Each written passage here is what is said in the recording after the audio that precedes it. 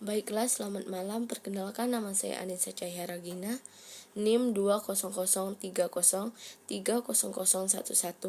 kelas A, semester 1, mata kuliah Pengantar Ilmu Politik, Fakultas Ilmu Sosial dan Ilmu Politik, Universitas Nusa Cendana Kupang 2020. Baiklah, di sini saya akan menjelaskan hasil analisis buku yang berjudul Ilmu Politik Demokratis Kewarganegaraan Perpindahan dari Pedagogi. Pada bab ini, saya membahas hubungan antara ilmu politik pedagogi dan kewarganegaraan demokratis yang menyajikan beberapa perspektif dominan tentang liberal, konservatif, kosmopolitan, dan aktivitas. Adapun uraian mengenai cara alternatif standar untuk menafsirkan hubungan dengan tujuan untuk menggunakan otoritas dan hubungan pengetahuan, serta mengartikulasikan teori umum pedagogi teori politik radikal sebagai praktik kesetaraannya. Sejarah pedagogi ilmu politik adalah sejarah pengabaian refleksi berkelanjutan pada pengajaran dan pembelajaran, membangun budaya melalui pendidikan sebagai bantuan dalam perekatan sosial. Adapun menurut Walt Whitman, dalam bukunya ia berkata, "Saya tidak akan memberikan satu orang pun diremehkan atau ditinggalkan. Bahkan buku ini adalah upaya untuk membuka pedagogi ilmu ke masa depan yang lebih luas, intelektif, dan utopis." Pedagogi kritis radikal di ruang kelas dapat bermanfaat efektif dan mengubah dunia ke arah egaliter. Namun, situasi politik saat ini menakutkan karena ada pemotongan anggaran untuk pendidikan tinggi, penunjukan miliarder untuk menggapai departemen pendidikan, dan menunjukkan komparatif lainnya ke Mahkamah Agung.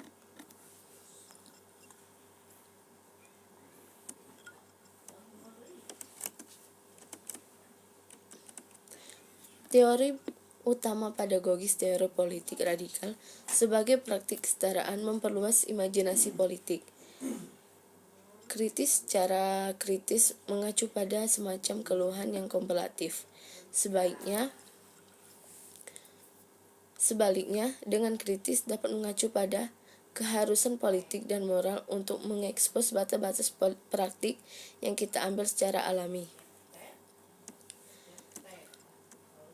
Radikal dengan istilah radikal mengacu pada suatu bentuk ekstremisme politik dan aktivisme yang berperan, namun sebaiknya mengacu pada keharusan politik dan normal untuk menyelidiki dan menginterogasi, misalnya sampai ke akar.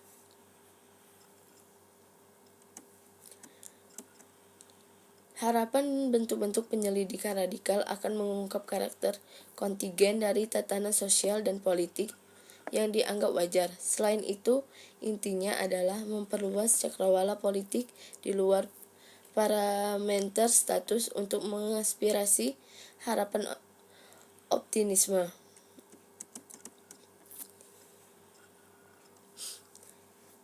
Analisis radikal adalah persyaratan untuk bentuk-bentuk baru penelitian, pemikiran, atau perjuangan politik. Di luar semua ini, radikal berarti struktural yang mendorong berbagai bentuk dominasi dan kemungkinan tumbuh suburnya manusia bagi semua orang.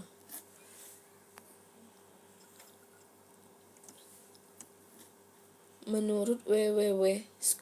Sokolov, jarak antara teori dan praktik dengan cara membuka faktor beruntuk pemikiran dan tindakan. Metodologi adalah sebuah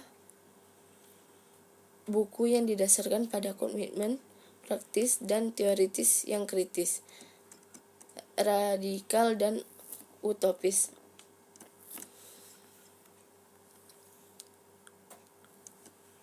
Yang kedua, pembahasan tentang pedagogi teori politik sebagai praktik radikal yang abstrak. Teori pedagogi ini menyajikan karya Sheldon S. Wolin dan Leo Strauss yang berkaitan dengan politik pedagogi. Berbeda dengan pendekatan ini, konsep interpretif yang dalam karya Wolin dan Strauss serta mengembangkan suatu bentuk pedagogi teori politik radikal sebagai praktik kesehatan.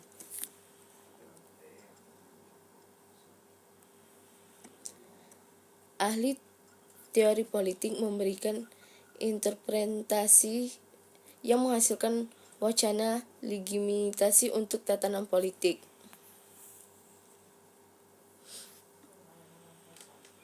Mempertahankan konsep politik tertentu, dengan demikian menciptakan disiplin akademis yang mendefinisikan dan mengontrol bentuk yang tepat yang dapat diambil teori politiknya. Pembahasan pada bab 3 yaitu Leo Strauss dan penemuan filsafat politik. Pengaruh Leo Strauss pada tahun 1899 sampai 1973 sangat berpengaruh terhadap filsafat politik di abad ke-20 dan seterusnya tidak mungkin bisa disangkal. Setelah meninggalkan Eropa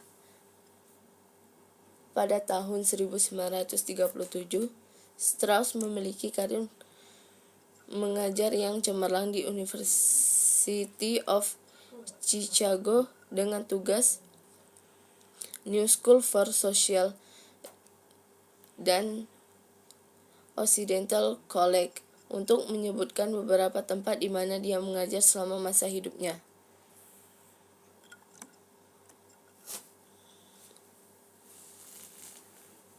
Pembahasan selanjutnya yaitu teori politik pedagogi sebagai praktis radis. Strauss menyatakan bahwa ada absolutisme yang melekat pada tradisi besar di Barat, karena mereka tidak memahami peran penting dalam proyek Strauss, kecuali dalam hal penghormatan dan kepatuhan tidak menjadi masalah. Tujuan filsafat politik pada dasarnya bersifat pedagogis. Dengan demikian, Strauss merumuskan tipe ideal dari seorang sarjana sebagai laki-laki berpendidikan klasik yang berpengalaman dalam kebijakan abadi filsafat Yunani kuno.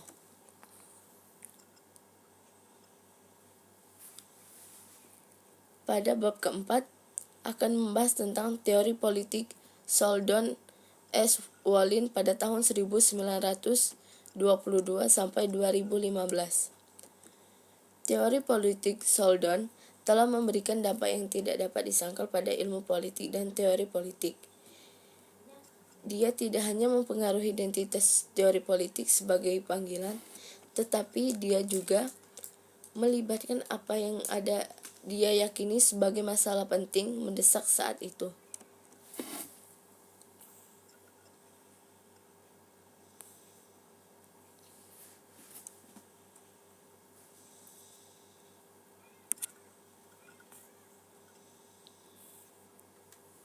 Teori politik adalah proyek sejarah yang menghasilkan bentuk yang berbeda dari pengetahuan dan kebijaksanaan politik melalui pelestarian teori-teori masa lalu.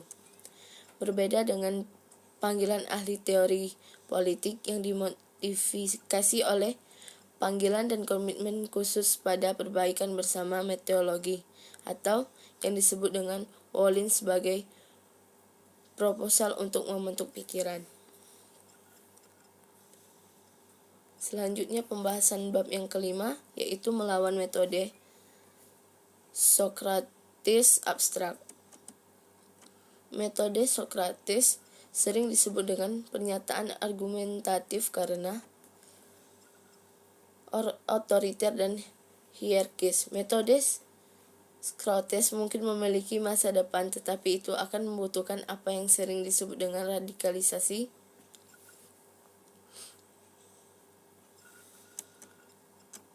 Sekarang kita telah memasuki era di mana pengabaian pernyataan orang lain lebih berbicara lebih keras untuk menyampaikan suatu maksud. Tokoh dalam sejarah pemikiran politik yang sering dipandang sebagai ahli dialog adalah Socrates.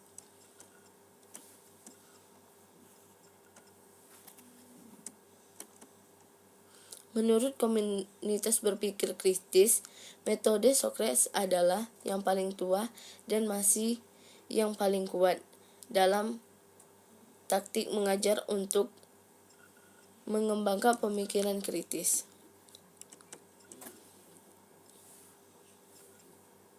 Mungkin itu saja yang dapat saya sampaikan dan saya jelaskan. Lebih kurang saya mohon maaf. Terima kasih.